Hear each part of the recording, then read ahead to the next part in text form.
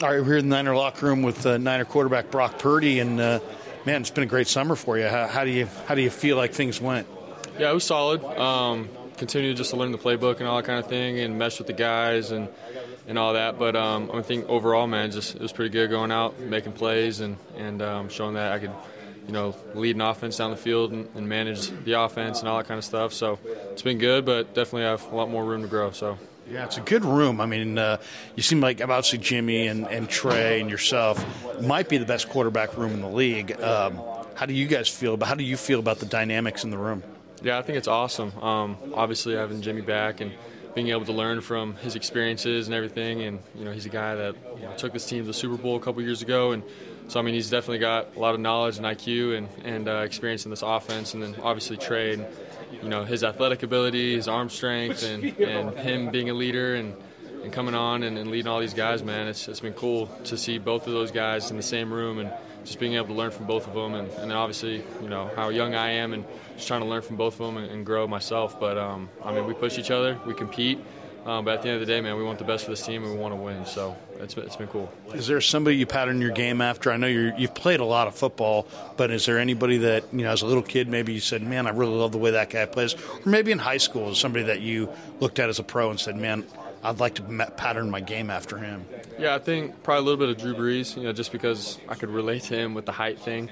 Not being a big guy or anything, but still being a competitor, ripping the ball downfield, managing the offense, and then a little bit of like a Russell Wilson, being able to move and being a little crafty, with his game. So I think a mix of those guys, growing up really in high school and in college, diving into their film and trying to learn from them and what they did good and what they didn't do well and all that kind of stuff. So those are two guys I definitely watched. One thing I noticed in practice is that in the short game and all that, your footwork is really, really precise. There are not a lot of wasted steps. And does that come from having played for 4 years at Iowa State? I mean, you just seem like, watching the camera, watching your eyes, watching you survey the field, that the moment's not too big, and some of the nuances of the position that a lot of rookies don't have down, you appear to have down. Yeah, I think, just the 4 years of experience at Iowa State, being a starter, leading an offense, being in a lot of high-pressure situations and a lot of high-pressured games, being able to learn from those moments, stay calm, stay poised, have the right footwork, be accurate in times of duress. So I think all those things added up, and have helped me for, to play at this level. Obviously, it was preseason and everything, so we didn't see a whole lot of crazy things from the defenses, but I think I had a base coming in, and relying on what I've experienced the past couple years. And so just not being a rookie where I get out here and things are going fast, but, man, it's football. It's at a higher level, but I've been here before. I've experienced these kind of things, and I just got to apply it, on a day-to-day basis. What was draft weekend like for you? Because, I mean, I know you got drafted and the Mr. Irrelevant thing. It's, like, funny. But, I mean, you're a prideful guy, and you had a lot of success. I mean, you have 32 school records at Iowa State. You played in a big conference. You played well. So was that kind of an embarrassing moment? Or was that – I know your family were really fired up. Obviously, great organization, so it's a good spot for you. But – I almost feeling like if I were you, I don't know that I would feel. I think you probably deserve to be picked well before that. How did you feel about it on draft weekend? Yeah, I mean, honestly, I was excited just to have an opportunity to hear my name get called and go to an organization in the NFL. So I was very thankful. And also, being the last pick, there was a chip, on my shoulder from that moment on. And really, my whole life, my story, being recruited late in high school, being the last one to sign in my class to college. And so I've always had to go out and prove myself. And so I've always known that. And honestly, just added more fuel to the fire. It's part of my story. I'm embracing it. But just because I was the last pick, I wasn't going to be that kind of guy who just caves in and throws the towel in and, listen to people saying I'm not going to make it. Like, I've always believed in myself.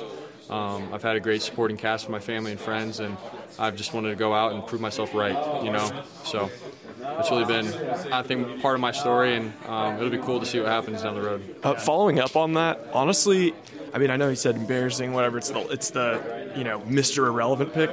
For me personally, like, the true Mr. Irrelevant is like the guy who gets picked second to last, because I feel like everyone, every time you're on the field, if it's, whoever's in the announcing booth, they all talk about, oh, Mr. Irrelevant, oh, last pick. So in a way, is that kind of, you were talking about the story, like I think we all, make up the stories of our lives in our heads. Like, is that part of it for you? That's kind of like, okay, that's actually kind of cool. Like now I have a chance to prove myself. I just made the freaking Niners, part of the best quarterback room. So yeah. I don't even know if that's a question, but yeah, no, honestly, like I said, man, I think my whole life I've always looked at it like people have always doubted me. Like I said again, in high school I wasn't recruited for Power 5 schools until at the very end, and even then I got there, and then I ended up becoming the starter. I got my shot, and honestly, I felt the same way. With the draft towards the end, I was the last pick. People are overlooking me. All these teams draft all these other quarterbacks, but I still get my shot, and it's what I do with it, And so I guess, yeah, people can make up stories in their head, but I think it helps them, man, sometimes, And so for me, I've sort of looked at it like that, and it's, like I said, just add more fuel to the fire. I just want to go out and sort of show the world, like, okay, like, you overlooked me, like, let's go, But also I'm, like, a huge competitor, so any kind of thing I can grab onto and make up to give me that competitive edge, I'll do. So, we'll see what happens at the end of all this, but it's pretty cool. I want to pat myself on the back because I feel like I saw the vision of Brock Purdy watching you in college, and I used to scout with the Cardinals, and I tweeted out, that I thought it was a great pick by the Niners, and I think your sister Courtney, maybe, or Whitney. Yeah. It was on Twitter. She's like, she liked it and followed me, and I thought, that's cool, and I'm coming from kind of a big family as well. Does your family wear your chip on because it's almost like they're part of your story, they're part of your trek, Yeah.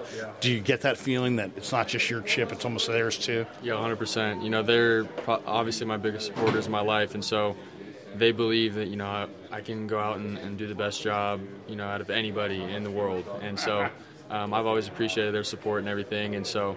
But honestly, like at times, when I've, sort of doubted myself in the past, they're the ones that, they're one of the first people to tell me, like, dude, you've done this, you've done that. So they've reminded me of the great things that I've done and through the Lord's will and everything. So definitely having them in my corner, man, I'm thankful for them. And I think they wear that chip as well. Like, they see the story, they see the things that can come from it, being the last draft pick and all that. But I don't know, man. At the end of the day, they wear the battle scars with me. They go through everything with me, so they have the chip as well, most definitely.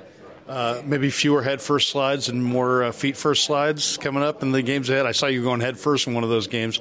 I liked it because it was like all in. We're getting this first down, any way it goes down. But it's the NFL. I'd hate to see anything bad happen. And had you guys talk about that at all? Going head first as opposed to getting down. Yeah. Obviously, being a quarterback, it's like a very crucial position, and so just being safe, going feet first, taking what you can get when you're using your legs, get down. But for me, man, it's like when I see some space and I can get, a couple extra yards, like, I'm going to try to get it. But, being at this level, especially during the regular season, I know the bullets are going to be flying with those linebackers and DBs and everybody, so definitely got to be smart. And Trey slid in a preseason game, so I gotta learn, man. But still got the college competitiveness in me where I think I can get every single yard, but I'll learn fast. I feel like maybe the coaches would say something about that, but did that fire up the boys in the huddle? Yeah, no doubt. Okay, awesome. All the linemen, man. If you're a quarterback, you can take a hit or put your shoulder down. It fires people up, but you just got to be smart, man. It's a long game and a long season, so. Hey, last one I got for you. You're in a unique room because this Jimmy's a veteran, you're a rookie, but you're an experienced rookie. Trey's a rookie. Trey's a really inexperienced rookie.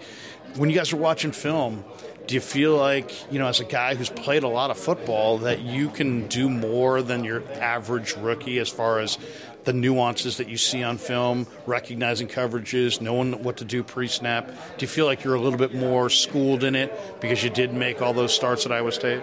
Yeah, I think, I do bring that to the table. Obviously, with my experiences, the way I learned, from the coaches at Iowa State, it's a little different, compared to what I'm being taught here and everything. But, being on the sideline, looking for certain things that I would want to hear as a starter, when Trey comes off the field, I can be there for him and tell him, hey, this is what I'm seeing or whatever. So if he wants to hear that, great. If not, I totally get it. But, in the film room and everything too, like I have my job of, being the rookie quarterback, like having every little thing handled, in terms of what they don't have time for, So Donuts? That means donuts or no? All the little things like that. But outside of that too, just being there for him, man, and being there and supporting him and telling him like you're doing a good job, or hey man, like we can be better here. And he listens to me. That's how awesome Trey is. So we all want to, like I said before, win. We want to compete. And so I think I bring that to the table as well. We're believers in you, man. Good luck this year. Thanks for the time. Appreciate you. Thanks so much. I'll hit you with the elbow. Thanks,